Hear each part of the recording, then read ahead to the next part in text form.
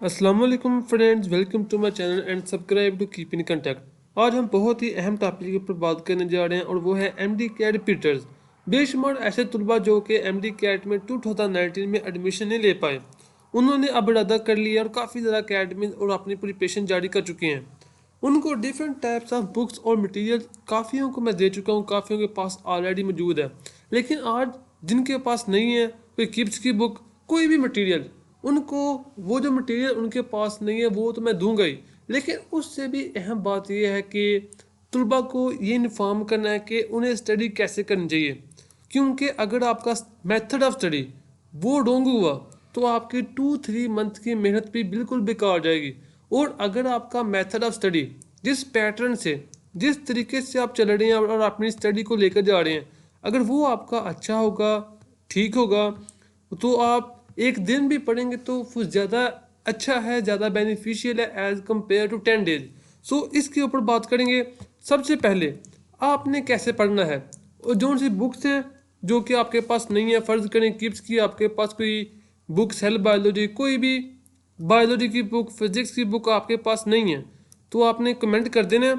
आपको मैं एक और के बाद जितने भी कमेंट आए होंगे, जिस जिस बुक की आपको नीड होगी, या फिर एक लिंक तमाम इकट्ठे आपको सेंड कर दूंगा इन कमेंट जिनके पास नहीं। क्योंकि मोस्टली मैं काफ़ी ज़्यादा वीडियोस में फ्री लिंक दे चुका हूँ, तलबा के साथ मटेरियल मौजूद है, तो डिफरेंट व्हाट्सएप ग्रुप में भी तलबा ये मटेरियल हासिल करते रहते हैं। तो जिनके पास नहीं है किप्स की बुक कोई भी, वो कमेंट कर दें, मैं उनको लिंक सेंड कर दूंगा, वो ईजिली डाउनलोड कर सकेंगे। अब मैं बात करता हूँ कि आपने कैसे पढ़ना है, क्योंकि मटेरियल बहुत ज़्यादा आपके पास, इतना मटेरियल है कि तलबा अगर गलत मेथड से पढ़ेंगे तो अपना बहुत ज़्यादा नुकसान करेंगे। तो सबसे पहले यूँ समझ लें कि एक टॉपिक है, फ़र्ज़ करें टॉपिक है आपके पास प्लाज्मा मेम्ब्रेन, तो आपने एक रजिस्टर लेना है अच्छा खासा, बायोलॉजी का अलहदा, फिज़िक्स का अलहदा, केमिस्ट्री का अलहदा। अब स्टडी कैसे करना है, जैसे मैं खुद करता था वैसे आपको बता रहा हूँ। आपने एक टॉपिक लिया प्लाज्मा मेम्ब्रेन, उसे आपने टेक्स्ट बुक से देखा इसमें क्या चीज़ है, क्या एवरीथिंग आपने देख लिया, आपको समझ आया, आपने दोबारा रीड किया, काफ़ी कंसेप्चुअल तरीके से आपने सोचा इसमें से इस तरह से MCQ बन सकते हैं, इस तरह से बन सकते हैं।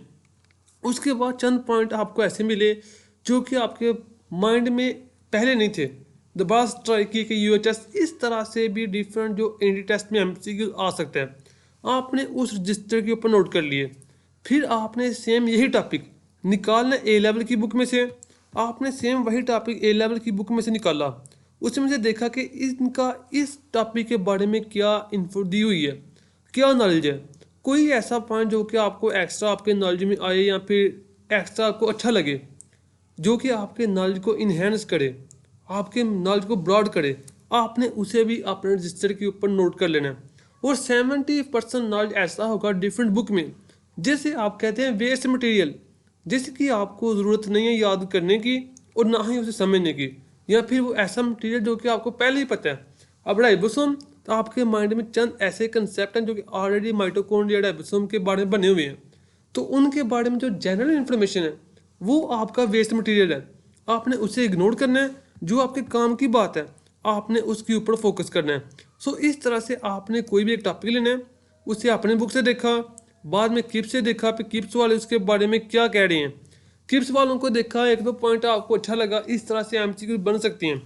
फिर A लेवल को देखा, फिर MCQ प्रैक्टिस की।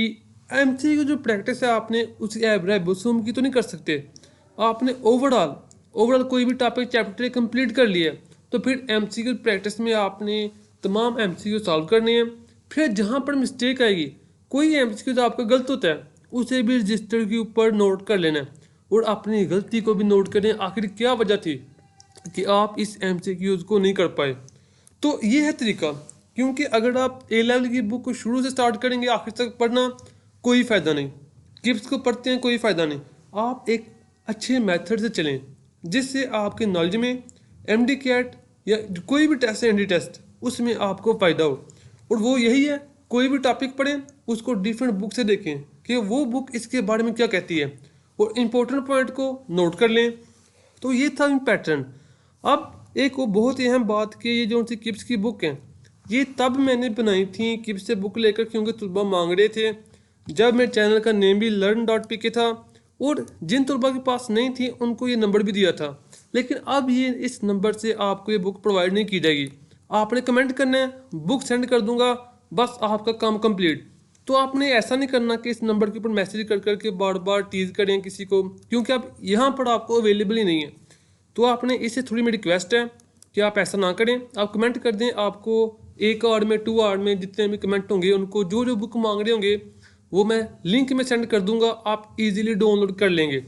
बायोलॉजी, किप्स MDCAT की केमिस्ट्री और तमाम मटेरियल अगर आपको ज़रूरत है या जिनके पास नहीं है उनको मैं सेंड कर दूंगा। सब्सक्राइब करें, लाइक करें, शेयर करें। Thank you. ये आपकी, क्योंकि होता यूँ है कि एक मेडल लिस्ट है, कोई भी ऐसा टॉपिक है, लेटेस्ट न्यूज़ है, तो उसके ऊपर वीडियो बनाना बहुत ईजी होता है। लेकिन जो होती है एजुकेशन के रिलेटेड वीडियोज़, जैसे कि MDCAT बायोलॉजी का राइबोसोम का लेक्चर, सेल बायोलॉजी के और बायोलॉजिकल मॉलिक्यूल के लेक्चर अवेलेबल हैं, जबकि इससे ज़्यादा जो चैप्टर हैं वो अभी तक मैं नहीं बना सका, और इंशाल्लाह वो बहुत जल्द चंद दिन में स्टार्ट करने वाला हूँ MDCAT रिपीटर्स के लिए।